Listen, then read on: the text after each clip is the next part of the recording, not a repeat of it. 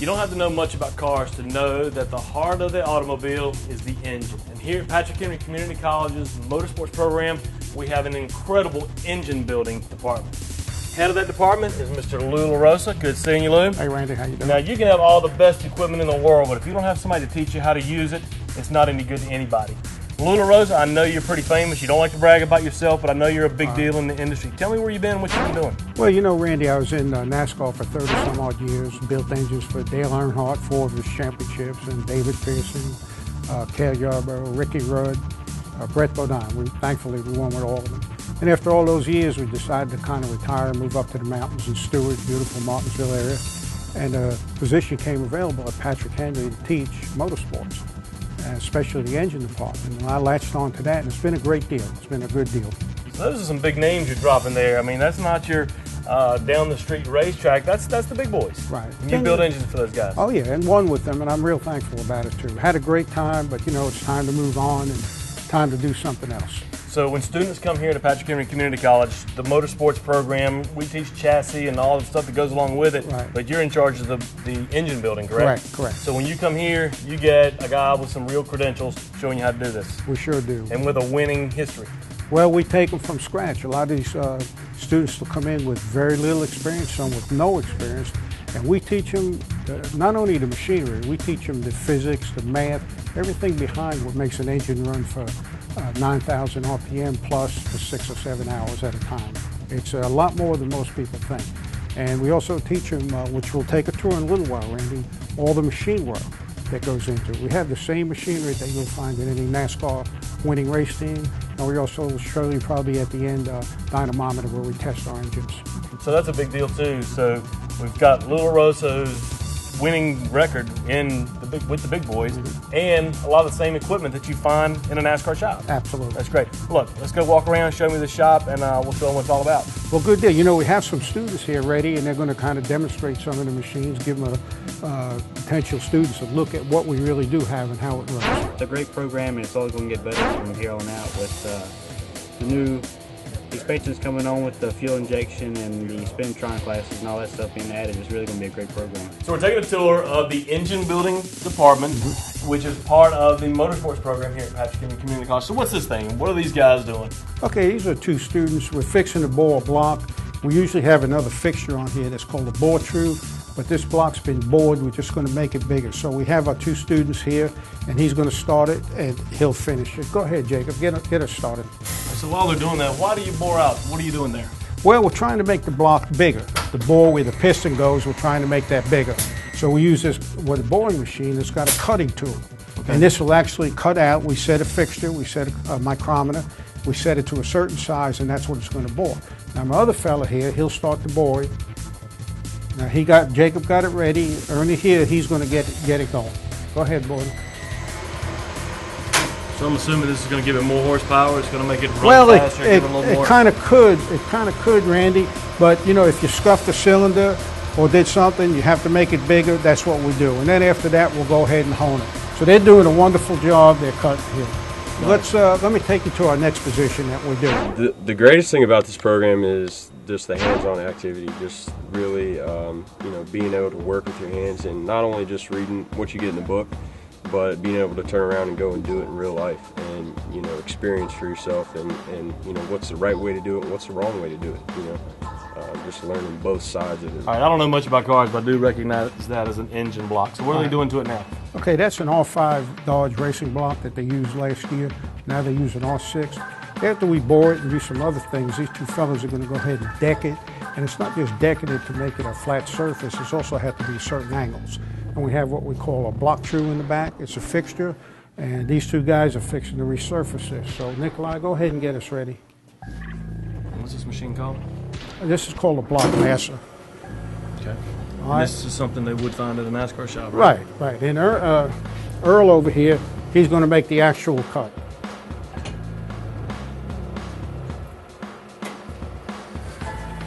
So they learn how to operate on this equipment as part of your class. Yeah, for real.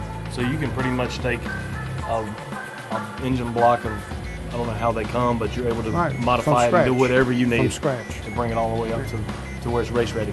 From scratch. Awesome. Is this All right, well, he's part of the getting normal that. program? I mean, when Yeah. you're taking the program, Oh, this yeah. is part of your deal. This is real. You take my purse, just everything you see is everything you learn. Nice. Okay, thank you, Earl. It's a great program, great experience. Anyone out there that's looking to get into engines, whether it's entry level, street rod engines, or NASCAR engines, this is where it's at. All right, so what do we got here? What are they doing now? This is a line home machine, like a blueprint, like I teach the students. This is the beginning of everything. You want to line board and then line home it. And what that does is the foundation, everything is taken off this over here, which is your main bores. And it has to be perfectly concentric to the top of the block. And if you don't, it's like building a house and you don't have a good foundation, the house is going to be cockeyed and crooked. So this is really where everything starts. This is a critical step. This is the step first, okay? So Tim's going to get it ready. Now we're not going to line bore it, that's machining like we did with the bore. This is going to be a hone. Tim's going to set it up. We already measured it, so we know how much we have to cut. He's going to put the machine on here. So that thing he's putting in there, was that like a bit? Yeah, a cutter? that's a honer and a cutter. Okay. All right, and now our buddy Cody, he's going to pull down the oil. We have to use a lubricant. And now Cody will make a light pass in there, and then he'll measure it.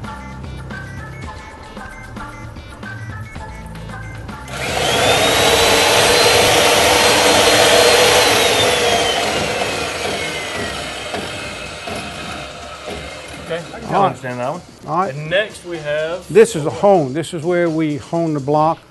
This is critical. This is where the rings fit. And if you don't have a certain finish in here, it'll just tear the rings up. The rings what goes on the piston, the rings are what seals the motor. You need different finishes for different rings, different applications. So Matt's going to get this ready, and he's going to put oil like the other pieces we had. This is critical. You got to have an amount of oil, and Matt's just going to bring it up and down a little just to get the stones wet. Go ahead, Matt. All right, good. all right.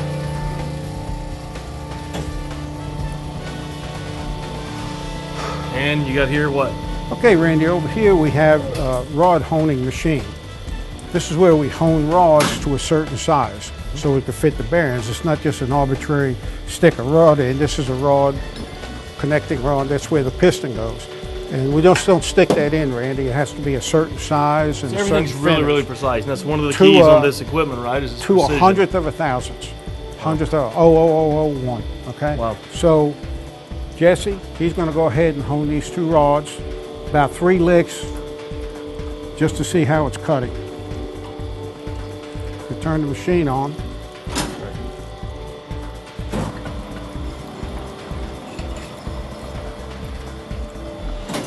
You learn a lot, that's for sure. I mean, I certainly know a lot more than I did when I started, so it's certainly helpful for anyone interested in getting into the career as building NASCAR motors or race cars in general. All right, I recognize another piece. That's a crankshaft, right? Roger. All right, one for me. All right, so what's he doing? Okay, our boy Josh over here, he's going to balance this. We get this down to 1 gram, and people say, how much is a gram? A gram is a $1 bill. It's just a $1 bill. That's how much it weighs. Yeah, this will be perfectly balanced. Your car tires is not. And the reason being, if it's not, if you are like 10 grams, 20 grams out, 28.35 grams is an ounce. If you were out an ounce, it would actually shake the motor apart. What's my car balance to? Maybe half an ounce, Okay. and you'll never notice it. But see, this thing will turn 9,000 RPM, so it just keeps getting worse as you go along. Again, with precision. Well, right. Now this crankshaft here, this is what we start. This is the 4-cylinder crank. What we do on the 8-cylinder, it requires bob weights. We make up bob weights, but a 4-cylinder, straight 4 or straight 6 doesn't get bob weights. So we're just going to balance this. Josh, go ahead and show them what we do here. And again, this is Nice and another slow. item Yeah, you'd find nice. in them in any NASCAR shop for the most part. Right. Absolutely And have it's a to skill balance you it. have to know how to do. Absolutely have to balance it. Absolutely have to be balanced. Now watch what he's going to do here.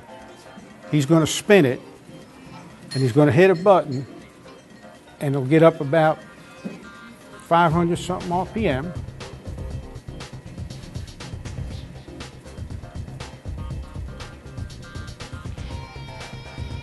Okay, now it's measuring and it's going to give a reading on here. It's going to give a reading how much is out. Okay, and what that says at this angle 26, you need to take out 1.9 grams. In the back, angle 47, you have to take off 2.3 grams. And Josh will take that out, he'll cut it down, mill it, put it back in, it'll be perfectly balanced. Nice. All right, let's go on to something really good now. Excellent. All right, so what do we have here? What are we doing now with this thing? Okay, this is called a SERDI, and this is where we put seats in. These are the seats. All right, so they take, that's an exhaust. So what we do, we're putting bigger valves in. Putting bigger valves, you need to put a bigger seat. Then we'll do a valve job, we call multi-angle valve job. In the old days, they used like a rock, actually, to cut the right angle.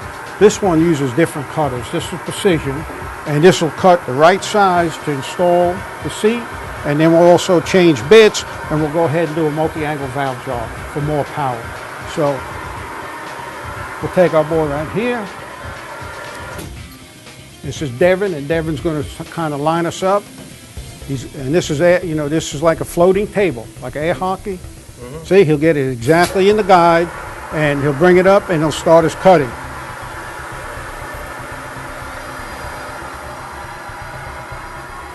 We got a finished engine now. Now we have to test it, right? Correct. So tell me what we're doing. Okay, this is a NASCAR type of engine. It's what you call a dry sump. And a sump is no more than the oil pan.